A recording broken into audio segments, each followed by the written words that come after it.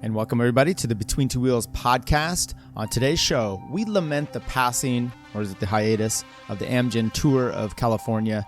Who is to blame for its cancellation? We'll go over some of the speculative thoughts on that today. The 2020 Giro, that's the Tour of Italy, route has been announced. We'll give you some highlights of what to expect for that.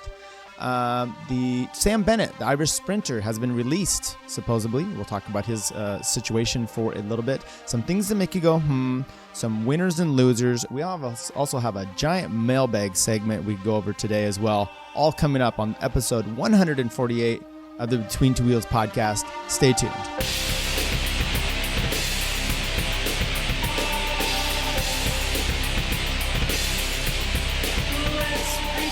Okay, look, I forgot to talk to you about what did Curt say. Well, Curt, he's concerned with the dog Conan, the hero dog that took down al-Baghdadi.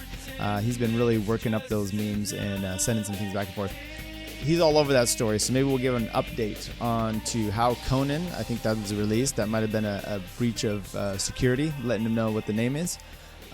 Chris, what's Chris been up to? Well, look, I did a ride with both of those guys last night. Once again, they killed me. Chris has really been involved in woodworking lately, buying saws. So if you're if you're in the market for a table saw, I may be able to get you a good deal on one of those. I think he's trying to close out some deals. Also closing out some of his bikes. If you're a tall rider, maybe find us. We'll see if we have some product for you. The Tour of California, it's been put on hiatus. AEG, the managing company for that. So we're going to break down kind of some ideas on there, read their press release, go over some speculative reasons as to why it was canceled, what can be done about this, and is the race in doubt forever? I mean, the announcement, and we'll read the press release here. They indicated they were on a hiatus, 1-year hiatus. Look, I'm wearing my California shirt today for those of you on YouTube in honor of California, this decrepit state. There was just a study I read out about California. It's got an outflux of people leaving the state. I think they said around 150,000 people on average a year they're losing in the population. Now, that's then there's foreign migrants that are coming in, and so they said that it's probably, even with that, it's still probably a net loss of around 40,000. It's also one of the highest taxed states in the union. Personal property, sales, everything combined, it's really punitive. And then the mindset of people wanting to get out of the state of California among Democrats and Republicans is both very, very high. It's a tough state. It's a beautiful state. It's got a lot going for it. Silicon Valley, Tesla's here. Yet we're like Haiti, and we can't keep our power on. It's a weird dynamic. We're literally look. I'm lucky. I'm not in the quasi-governmental situation of being under PG&E. I'm under a different SMUD, Sacramento Municipal Utility District. So I'm not being hit by this, but my law partner, he happens to be under PG&E. He's getting hit with it. Curt, he's getting his power cut off quite a bit. There's a lot of problems in this state, and I think the Tour of California, these aren't necessarily related, although the fire and closing down the roads, those maybe have an issue. But it's just kind of an indication of the state itself, and just the state of, when I say the state, I mean the current circumstance of cycling. So Tour of California, it's been around, I think, 14 years. It's had a good run here. Started off a little bit smaller. It's got high UCI ranking, which kind of kicked out some of the lower continental teams, but it's been going and progressing. And, in the last few years, I've covered it, last 3 years with the podcast on the media side. And it feels, Bernal comes, it used to have Wiggins and some other big hitters coming in. Some of them Bernal was here 2 years ago that wins it, and he then goes and wins a Tour de France this year. Pogacar wins it last year. He's a breakout in the Vuelta. So it's definitely not a race where you're having necessarily nobody's win. So it's been pretty significant. They changed the slot from early in the season where they had some weather issues to in May where the weather was better. I talked to town of Folsom. I'm trying to remember the guy's name there a few years ago. He was given the press release about the race starting in Folsom. And, he says it's a boon for the economy. Most of the businesses like it. But I still think the business of AEG, the company that runs it, putting it on, let's actually get to their press release and just see if we can break down a little bit as to what their reasoning for it. And by the way, they were a little cryptic. They didn't really give a good total understanding of what the reason is for. They just said it was a financial situation. It has become more challenging each year to mount the race. This new reality has forced us to reevaluate our options. We are actively assessing every aspect of our event to determine if there is a business model that will allow us to successfully relaunch the race in 2021, said race president and executive vice president of AEG Sports, Kristen Klein, in a statement on Tuesday. I'm going to go here, kind of read the thing from Cycling News about Jonathan Vaughters, kind of his take on this. He's uniquely qualified in a sense. He runs a company, EF Education or Slipstream Sports. He's had some financial difficulties of trying to get sponsors. He understands that whole world fairly well. So some of his quotes are, as he said, this is pure speculation, and you can quote me on that. This is how it is read it. I certainly do hope that this is Jonathan Vaughters, as related to Cycling News. I certainly do hope that we'll be able to bring the race back in 2021. But I think it's a bit of a bellwether as to the direction of American cycling, Vaughters said. Cycling in the U.S. is a different marketplace than it is in many places. We're never going to have these big money, massive state-backed races like this new race in Saudi Arabia or the UAE Tour. That's never going to happen in the U.S. Municipalities or government entities are not going to sponsor cycling. Our political system doesn't allow for that. It has to come from completely private dollars. So yeah, after 14 years of saying it's not sustainable, like I said, AEG just kind of said that the financial situation will have to reassess that in the future. Now, here's some more on Vaughters. I don't have exact figures, Vaughters told Cycling News, but I am happy to be quoted in speculation. I love it. From an overhead cost standpoint, the Tour of California probably cost almost as much as a tour, which seems ridiculous, but that is probably the reality of the situation because the road closures, closing down the start and finish areas. At the race like the Tour de France, the government supports the race as part of Patrimoine de France situation where it's part of French culture, whereas in the U.S., we just have to pay for that. It makes it much harder to produce big events like that in the U.S. Vaughters said that he believed the participation in these events, like Tour, the New York and Boston Marathon, those are a little different. Look, those are more like crits or the Tour, Nevada City Classic or something like that, where it's on the same road every year. The team, the town kind of gets around that. City of Boston, even though it closes down those roads, it's the exact same ones every year, and it's a one-time event. It's possibly a little bit easier. I don't know. Ironman, kind of a different model as well. TV revenue might be part of the problem here, that it's not being shared out the way you'd probably like to have it done. So then he goes in to talk about the type of adventure racing, the gravel races, the Dirty Kanza, blah, blah, blah, that one of his riders, Lachlan Morton, did the GB Duro, which was, he's sleeping in the tent in the bushes and riding this. Now, look, that's nice. Those races are going to exist, but we're not talking about a gravel grinder. We're talking about the Tour of California, which is trying to compete with, actually at the same time, it's competing with the Giro. And we'll get into that in a little bit here. So you don't want to compare it directly to these other more grassroots events that is more of an experience for the average rider. These are not the average riders. These are World Tour riders coming in. And now how do we support this to be able to view it? I don't know what the viewing statistics and the data is on that, but on the Tour of California.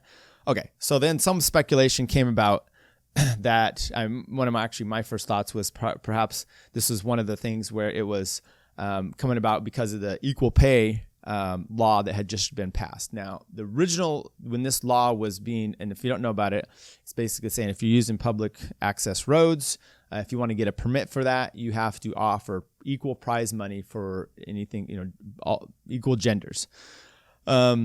And with that, the initial thing was that you had to offer equal event time, I believe. Actually, looking out through the actual law itself, it actually just and we'll get into that because it plays a part here. But Bertine, she's a cyclist that really has pushed this on the level. She helped with this bill. She was really pushing this. So she was, following the announcement the AG was doing this. There was speculation on social media and online that perhaps having to do equal prize money, equal participation on the roads was part of the problem. The way I read the rule is just prize money. So Tour of California last year had equal prize money for men and women. Now, they didn't have equal days. I still think that could be a part of the problem. Maybe Tour of California, the way they're reading the rule is they're not wanting to run it, because Bertine herself, she was complaining that, look, the men last year, they had 7 days, women had 3 or 4. This is not equal still, so the payout still is not the same. Well, if you're getting the same prize money, you're actually getting more for your buck, a bang for your buck than the men are. With that said, they're actually not racing the same amount of distance. So there's all kinds of little problems in there, but maybe AEG was concerned about any kind of lawsuit, and so they need to reassess that. I don't think that was necessarily the case for the way that the law has been written, the way it was proposed initially. I believe so. But once again, this AB 467 is a law, and we'll look at it. Maybe we'll take a jump at it right here just to kind of see what it actually is discussing. And look, this is going to actually impact, I think it's going to impact cycling outside the Tour of California. It's going to impact local cycling. I've already been in contact with a few directors who are proposing some, shall we say, unique fields this coming year. So look, this is all under the Fish and Game. They just added this event thing in here. So event means a competition event that uses lands owned by the state that are under the jurisdiction of the commission. So public, roads is a exact example. Prize compensation includes prize or purse money, others prizes, goods, or other compensation. Okay, could just be tubes and stuff there. The commission for any event that awards prize compensation to competitors in gendered categories shall require as a condition of a lease that for any participant level that receives prize compensation, the prize compensation for each gendered category be identical to each participant level. The commission shall not approve a lease for an event that does not comply with this condition. So the way it's written there, I had a little discussion on back and forth with Chris. His understanding with that is like, look, if you're offering a prize for this competition, the women just have to be the same prizes. But I read this and I would worry as a director, if you are offering a men's 45 masters category, does that mean that you have to then offer a women's 45 category same participation? Because if you're going to offer any kind of compensation, $100 6 places deep, the fact is the women's would be zero in that same field. So if you're offering a gendered, and I don't know, Chris just thinks it's not forcing you to have multiple competition. What you're going to end up doing, you're going to have an open category, and they're just going to say, I don't care what gender you are, it's going to be non-gendered category, open, and we pay the first 6. How's that feel? I mean, there's the seen and the unseen of laws that you put into effect here, forcing someone in, and this is all the marketplace. Look, I saw one of the most, I know you listen to this podcast, but I'm going to call this out. I'm going to say a ridiculous comparison to slavery. Slavery. This is basically saying, hey, this is like making the argument that the cotton prices have gone up since we abolished slavery. First of all, if you were to dig into the economics of slavery, this is a total sidebar, economics of slavery, it's not what you would think actually. So slave producing, we're not going to get into all that, but I don't think that's what you're looking at. Are you saying women's cycling is that oppressive? They're just not showing up. I think there's a viewership problem. Now, Bertine here in her article, she mentions that look, we show stats that the viewership for women's cycling is there. I would want to look at the data because I think that you might be stretching that a little bit. And just as someone who has a wife, 2 daughters, they're both interested in sports. They're not that interested in viewing those sports. Okay, my one daughter is real big into basketball. She's real big into volleyball. She's real big into football, but she's not real big into watching it. ESPN stats, I would imagine they are overwhelmingly men. Men's are you have fantasy leagues, overwhelmingly men. It's and I'm saying women aren't interested, and I'm not saying men aren't interested in watching women's sports, but you need, if there's, population is roughly 50-50, you're going to need the women interest in viewing it, because that's really what we're talking about here for the Tour of California to take that on. I don't know. Honestly, I'd like to take a look at some of that data. I'm somewhat speculating here, but I will say I just don't think this law necessarily pertains to this event, the Tour of California. I think it's just other situations. We've talked about the economics of cycling. It's rough. You're not charging gate fees. You try to, we're able to go right up to the cyclists and talk to them beforehand. The road's closure, but no one's taking a ticket. They're trying to do VIP stuff to recoup costs. And then they're really looking at tourism is the way that those towns benefit. So are they charging the towns to have the open? I don't really know all the details in there. The ultimate reality is, it's too bad to see the Tour of California go away, and I don't see it coming back. Now, I will say this, depending on how Tour of Colorado went away, the only big one left in the U.S. now is the Tour of Utah. Maybe the USA Crit Series gets a bigger influx, but you're not going to get World Tour teams, and that's really ones that driving it. So, so sad to see it going away, and We'll keep you updated on this situation as it progresses. Look, maybe one of the big factors was this. The Giro has been announced, and at the Giro announcement was Peter Sagan. Peter Sagan's been one of the most prolific Tour of California winners over the last few years. He had decided to do the Giro. That was going to conflict with the Tour of California, so obviously he wasn't going to be here this year. Did he have foreknowledge of this, or did he kill the race itself? Maybe he killed it. So I don't know, but let's talk about the Giro. So Giro's been released, 21 days, 2, I think, rest days. The race starts in Hungary. So it starts out in Hungary. They're going to do 3 stages there, and then they move down all the way to the boot, down at the bottom to Sicily. I think stage 5, they end up going 5 or 6. They end up going up Mount Etna. We've seen that one before. It's kind of a Ventoux like. That's pretty wide open. I think that was a few years ago. We saw Geraint Thomas was going to be leading the Giro for Team Sky, and he wrecks like halfway up. I think Dumoulin went down, or Wilco Kelderman. It was kind of a nasty little wreck on the side of the road with the motorbike. I believe they ran into. Took Thomas out. There was Sky's chance to do much at the Giro. But anyway, they go up Mount Etna. They hit the Stelvio this year. They also end up in Sestriere.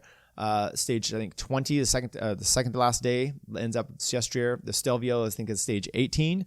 The Sestriere stage is interesting because they go over the Izoard. That's famous for the Tour. Sestriere has held the Tour de France finishes there. I think there's 5 summit finishes in this Giro.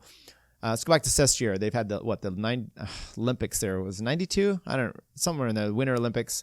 Am I wrong? I could be very wrong about that. That was in France, so maybe it wasn't up there. Anyway, there's the Sestriere. There's a portion that's over in France and in Italy there.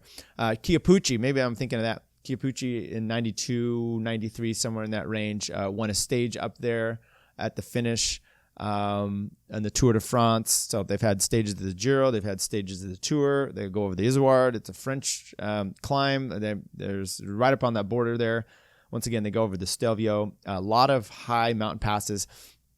There is 10 days over 200 kilometers in this year's Giro. And then a few that are like 198, just right below it. As I mentioned in the last episode, there's no days over or at 200 kilometers in the Tour de France this year. So that's kind of an interesting dynamic. 3 time trials, 3 individual time trials. Stage opens with an individual time trial, 8.6 kilometers. Stage 14 has a 33.7 kilometer time trial, and then bookends with a time trial opening and closing. Stage 21, 16.5 kilometer. They're all kind of flattish. They have a little, the first stage has a little kick to the finish, but at 8.6 kilometers, it's not going to be a climb. The other ones, look, they're all kind of flattish. It almost looks like they're trying to lure in Tom Dumoulin. Perhaps they want him coming back to the Giro this year. I don't know what he's going to do. By the way, Sunweb seems to be kind of disintegrating from what I saw. There was another trainer that left there. The team just kind of some big prospects should go there. It's weird. You get teams in dynamic flux here. Sunweb winning with Dumoulin in the last few years. Now he's leaving. I don't know what's going to happen with that team. Arkea Samsic is all of a sudden building up. I think they have Buhani. They have, some of the guys that came over from Movistar. This is kind of an interesting little change in how things go. Look, like we said, Peter Sagan is signed up to do the Giro this year. So we start over in Hungary, come all the way down in the bottom of Sicily, island of Sicily, finally get to the mainland. We do a bunch of climbing, work our way all the way up till we finish. I think it finishes in Milan like you would typically have, but it is a time trial. So last day is time trial. Yep, into Milano. 16.5 kilometers, but they come right off of the Sestiere the day before. Brutal, a lot of climbing. Shall be interesting. We'll see how the weather holds up because, that's always a big deal for there. All right. Sam Bennett. Why am I talking about this? It's kind of most of the news and stuff we talk about right now, Tour of California, season's ending. Sam Bennett, he's an Irish sprinter with Bora Hansgrohe. He didn't get to do the Giro, didn't get to do the Tour of France. I think he did did he do the Vuelta and win some stages there finally? I think he did. Yes, he did. But he's been in conflict because he was supposedly had a contract signed in May with Deceuninck Quickstep, but I don't think his contract with Bora, or maybe he had, I think his contract with Bora was up, but he had made some sort of verbal agreement with them that they were trying to hold him to. I don't know the whole details of that. However, it's come out that Patrick Lefevre, he's the Deceuninck Quickstep team manager. He just announced that, hey, Sam Bennett has been released. He can sign with whomever he wants. Likely he's going to sign with Deceuninck Quickstep. It's interesting that announcement comes from Deceuninck Quickstep, not from Sam Bennett, not from Bora Hansgrohe. Look, I think that Deceuninck is interesting they bring, that Marcel Kittel, and we'll talk about that in our listener stuff, but this guy, I forgot his name last year. He just announced how he's so happy right now and free. I didn't know. I guess gentleman who mentioned on Facebook about slavery, maybe cycling is that oppressive and it's a slave-like institution. Sam Bennett can now he's been able to be released from one slave owner to another. Marcel Kittel has said he's free of this plantation and he feels best he's ever been. Good for him. Look, Deceuninck takes on a sprinter. They pay them just a certain amount. They kind of run him through the mill. They win a bunch of races, and then the guy goes. They bring on another one. Yeah, you had who was anyway. That's now they have Sam Bennett. He's coming on. He's going to be the next big one. We'll see. And good luck to him and Deceuninck, part of the Wolfpack apparently. Okay, how about some things that make you go Well, got an interesting here one I just saw that the Fancy Bear hackers target anti-doping agencies ahead of Tokyo 2020 Olympics. The Russian cyber criminal organization previously released TUE data for Sir Bradley Wiggins and others. Let's get to some of this. This is somewhat interesting. I mean, look, the Russians were being banned from participating in the Brazil Olympics kind of up and down the board. And I think this kind of came out from the Icarus movie. They had the Olympics. It was in Russia, and their head of anti-doping was all part of this fraudulent situation. He gets blamed for it. Gregory, whatever his name was. He blows the whistle. This Icarus movie, which, by the way, is pretty damn good. The premise of that was there's this cyclist who's about my age, in the mid-40s. He's going to do this race in the Alps, like a 14-day kind of Tour de France Grand Fondo style type of thing. And he does it one year. He doesn't do so good. And he's like, look, I'm going to do a documentary and I'm going to dope. And I'm going to get someone to help me dope. I'm going to see how good I can do with this race. So he contacts someone he knows from WADA. That guy doesn't feel comfortable doing it, but he gives him someone who thinks he would. He gives him this Grigory guy from Russia.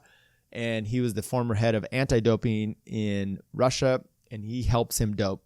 And along the way, this guy starts to reveal the secrets of what he was doing during the Olympics and how they were cheating. And suddenly this documentary about this guy riding is in the middle of this whole doping scandal with Russia. Gregory I think he escapes to the U.S. There's all kinds of intrigue. And with this whole thing, they decided that the Russian, and I could have some of my timeline here mixed up, but that the Russians weren't going to participate in the Olympics. So what they ended up doing is this criminal organization, they bust into WADA, into all these anti-doping. They get all these facts, the TUE stuff that had never been disclosed, and they just start releasing it. They're like, oh yeah, you don't want us participating, we're dirty? How about you, Great Britain? How about you? And to all these different sports. So the Dirty Bears, the Fancy Bears, they were the criminalization that did that. There's a whole hullabaloo with Wiggins. He had to go. I don't know if he had to go before Parliament, but they had all kinds of inquiries there. I just saw where one of the doctor that had said the package that was sent, I think, to the Dauphiné that year, this whole time period, was it at the bus? Was it for Wiggins? Because that was kind of the time span. He said it actually was. He claimed that he had lied about the situation at the time, but it wasn't for Wiggins. He's still holding to that. Anyway, Fancy Bear, also known as Strontium and APT28, previously hit headlines in 2016 when they published data stolen for the WADA, World Anti-Doping Agency, including details of Sir Bradley Wiggins' controversial therapeutic use exemption, his TUE. The fallout from Wiggins' revelations were significant, resulting in a committee MPs saying Team Sky crossed an ethical line by giving the 2012 Tour de France winner Triamcinolone. Look, you crossed the ethical line, but nothing was done about it. In a blog post Tuesday, October 29, Microsoft's corporate vice president for customer security, Tom Burt, said, "Today we're sharing that the Microsoft Threat Intelligence Center has recently tracked significant cyber attacks originating from a group we call Strontium, also known as Fancy Bear /APT28. They need a better name. Targeting anti-doping authorities and sporting organizations around the world. As the world looks forward with anticipation to the Tokyo Summer Games in 2020, we thought it important to share information about this new round of activity." So, honestly, if there is some, if there are people that should have been positive, that the information wasn't known, I'm all for that getting out. Now, there's also some secrecy, like if your A sample's positive and then your B sample's not, I don't think they release those kind of things. There could be some anonymity type of stuff there, but you know what? I don't know. Release it. Let's see what happens. Don't feel too bad if there's legitimate positives to some of these people that somehow we don't know about. Even this TUE thing seems a little suspect. And all right. Right to the listener viewer mailbag. Look, last week, got pretty good feedback on a bunch of the stuff here. Thanks everyone for joining in on the YouTube comments line. So we got a lot of good comments. John Simmons wrote, "If you took," and I'll try to put these in context here, "if you took out all the mountains from a tour, wouldn't we just be a longer tour of America's Dairyland?" Yeah, exactly. And is that race still around? No. And there's plenty of races, and I had made that joke because we've just seen, the inclusion of the different mountains in the tour. So there's just a speculation. Thanks for your comment there, John. Chris Flower. So this is a corrections corner here. Just to clarify, because I talked about him winning a triathlon in Folsom, and I said it was in his age division. So here's just to clarify, triathlon turned duathlon was in Pacific Grove, which is sort of like Folsom. Also, patting myself on the back, won the overall sprint, not age group. Okay. I apologize for that, and thank you for your clarification. Next time, come in to the office studio here and make a correction yourself. Critical Mile, thanks for your comments. I agree, Tyler. I would give much to be in Taylor Finney's spot on a pro team racing. I am 20 years old, working man as well, and yeah, job is a job. Someday, maybe I can pay to race. Here's dreaming. I'll get paid to race. I hope you meant. Thanks for your info. And he also mentioned, he updated me. He said it was Marcel Kittel I was thinking of. Thank you. Who is the sprinter, the Italian sprinter for the Quantic Quick Step? Somehow these just leaves my mind. Who's leaving? Viviani. There we go. I solved my own problem. I was thinking of trying to talk about it. He mentioned also, it was Marcel Kittel. Thanks for updating me on that. And that Sagan was mentioning doing both the Giro and the Tour next year. So we'll see about that. Jason Gravath put a few observations in here. I talked about his data. One person that was, and I went back and forth with him because someone else, Mark Tucker, messaged me. I hope you mind me saying this. kind of questioning where he was at on the list. And look, I just took the data from Jason Graffath on the NCNCA and broke it down, and he took raw numbers that the NCNCA provides. If you're doing out of district or out of the Cal Cup, maybe their NCNCA stuff, does it qualify for that? I don't really know what. I connected those two guys. They can now have their discussion offline, and maybe we have them back and kind of give an overview of that. Anyway, Jason said, thanks for the call out. Quick fire observations. Taylor unofficially retired a couple of years ago. I agree with that.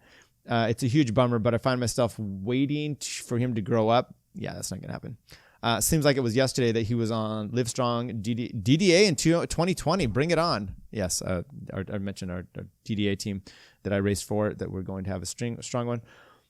He does want to see Chris in a singlet at Cal Aggie. I don't know if I can read this whole thing here. Good discussion online about Dr. McKinnon and fairness. This is the transition issue. Trans athlete. However, most of what I've read has argued that her competing is unfair. One article suggested that says female competitors might be driven to cheat and felt justified in doing so given McKinnon's remaining physical advantage. I'm anxious to hear the take on the Tour de France route. Okay, we'll get that. Let me just talk about the other route. Cycling is unfair. I don't have the same physical attributes. I'm not a climber as Chris Phipps, as an example. We're all different, and that's what makes it. You can't necessarily handicap everyone to that extent. What we can do is, if you want to handicap them to the point of genders, that's fine with me. So it's a really weird situation, because I find myself on kind of, to some extent, both sides of the argument, but also trying to run it through a reasonable factor, and what's kind of normalized. And I'm not saying that. It's an odd situation, and it's an odd argument to be putting yourself into, especially if you're looking for women's rights. We just talked about the equal pay thing, but you're willing to give up everything to someone who just deciding to change to be a man this year, and he's already doing better than you. How does that make you feel? Huh? Okay. Mark Tucker, he sent me an email. Dan True wrote, this whole Rachel McKinnon situation got me searching for commentary from those that are part of the cycling community. Despite my lack of knowledge, I found this podcast really interesting. Well, thank you, Dan. I appreciate that. Was it interesting? I don't know. Someone else wrote, Matthew Riccatello. He is a very humble and dedicated young man. Keep an eye on him. Great TT racer, too. His dad is a high-level athlete, too. I don't know what that had to do with, maybe because I mentioned triathlons. Look the guy up. I think he's ahead of Jimmy Riccatello is in charge, the new head ref for the Ironman. So I guess he's talking about his son. I don't know what his, maybe I'll have to look into it a little bit more. If anybody knows who Matthew Riccatello is, let me know. Let's talk about some winners and losers. Winners. Talking about women's cycling, women's Bigla team cycling kit brand Katusha has announced its new headline sponsorship of the Bigla Pro Cycling Women's Team. The Swiss clothing provider has stepped up its involvement in women's racing as men's World Tour team Katusha Alpecin has taken over by new owners. So yeah, Katusha went the way of the dodo for the team. Well, they merged into the Israel Cycling Academy. I think there's the Katusha, it's a clothing company. It's not a weapons manufacturer, as Phil Gaiman had once said in his book. But the clothing company is now not only helping the women's, they're also helping the Israel Cycling Academy. They're clothing them, but they're also going to be a headline sponsor for the women. So good for that. Losers. Obviously, the Tour of California and all the participants, the B2W, the podcast is missing out this year, coverage. Maybe we'll have to take a look at a different race. Also losing out is Nevada City. They were going to have, I think, one of the finishing stages there. Bummer. That would have been really awesome. It might have even helped, pump up their cities, the race they have there, this Nevada City Classic. That would have been kind of cool. But I think some of the real big losers are teams like UHC Rally UHC, and similarly situated teams that are kind of on that continental level that really, they get into the Tour of California, and that's their big goal all season. I don't know what they're going to do now. It's really a bummer for them. And it's too bad the Tour of California has gone away. I was thinking about it this year. I never mentioned it, that I was kind of shocked in a sense that it was still making its way on the Tour calendar. it was still making its way in the state of California, because you see Utah going down. It's not quite the level it used to be. They have one or two, UCI teams there, World Tour teams. They had EF this last year, and then Israel Cycling Academy was kind of the next level. You had the Colorado Cycling Classic has gone away. Now it's kind of come back, but it's just a women's only race. So the UCI men are no longer involved in that. It comes and goes in USA cycling. For a while there, we had Colorado, Utah, and California were, we're all booming and kind of just taking out some losers. All right. So what else do we got coming up in cycling? I think we're done for a while. We have the Tour Down Under. It's getting ready to start up in a few months. So look, off season, the time's going to change here in California. We're going to start having to do indoor cycling. Everyone's going to be on Zwift doing that kind of thing. I hate that myself, but you got to get fit. I'm horrible right now. I'm like the Michelin man. Just feels not good, not healthy, but you also need that time off in the year to rejuvenate yourself mentally. I took a few months basically of not riding much, and that mentally I was really good. It's good for the family. It's good for business, good for my job. Not good for the bike. And getting back on it last night, again, I've done this, sporadically. I'll do like a Wednesday hammer or like a Saturday, Sunday hammer. And it makes those rides really difficult, almost like you want to just get up and quit. But you keep at it because you realize you get through it, and you need that rejuvenation time. The muscles are the same way, right? You need that torture to them so that they break and stretch, and then the mending itself is what makes that muscle stronger. And it's similar with your mental aspects of getting off the bike, changing some things around, kind of coming back to it and realizing how much I enjoy cycling. Maybe that'll happen with the people of California. They'll be away from cycling for a year of racing from the World Tour level and realize, we do want cycling back in the state. You're going to have an economic boom of like Vader said, it's a publicly offered influx of money. You're not going to have it with the state tourism board. Just too many things that this state spends its money on other than those kind of things. It's just not going to happen. And, as taxpayers, we're not probably going to be okay with using a bunch of tax dollars to do that. So it's just the way that our situation is. Other than that, I hope the race comes back. Maybe it breeds a new race somewhere else. We've had the Tour of Missouri there for a while. We had the Tour of Georgia. We had the Tour de Trump. We've had the Coors Classic. There's been other races up and around that have come and gone that have had big, star status to them. It was nothing quite like the Tour of California, though. The showcase that you can see, you watch the Tour de France and you see the majestic landscapes and the Alps and the Pyrenees. You see that with the Giro in the Dolomites. You see the Vuelta and its vastness of, there's the mountains, there's the desert-like looking. Point is, now everything has kind of moved out to the UAE, Saudi Arabia, and the desert. And when you get that out there, there's no one on you climb up Green Mountain, and there's, the people just taking the timing at the top of the road. There's no one there. But maybe this is where cycling is going. It's just being run by people out in the Middle East that want to put their money into it and have the races out there for some ungodly, unknown reason. Why are those races a big deal out there? Is it to try to normalize them to a spot where we say, oh, those countries and their human rights abuses are actually okay because we go and do bike races out there? Maybe that's their plan. I don't know. Maybe we'll get some more answers here. Maybe some of the journalists will take a little deeper dive into this. Anyway. That's a lot of speculation. That's kind of my closing remarks here this year. I'm sorry, on this episode 148. Once again, my name is Tyler Janke. I really appreciate you joining in, being part of the program. Like I said, we'll read your viewer-listener mailbag. Send us your comments, your concerns, your disagreements. If you think cycling is as oppressive to women as slavery, I would like to hear your input on that. As always, share the show. We're a cycling news podcast from Northern California. We bring to you all the insights that we can, the commentary. Between Two Wheels podcast on Facebook, B2W_podcast on Instagram and Twitter. TJANKE is my personal Twitter account. And Till next time, invest in cycling.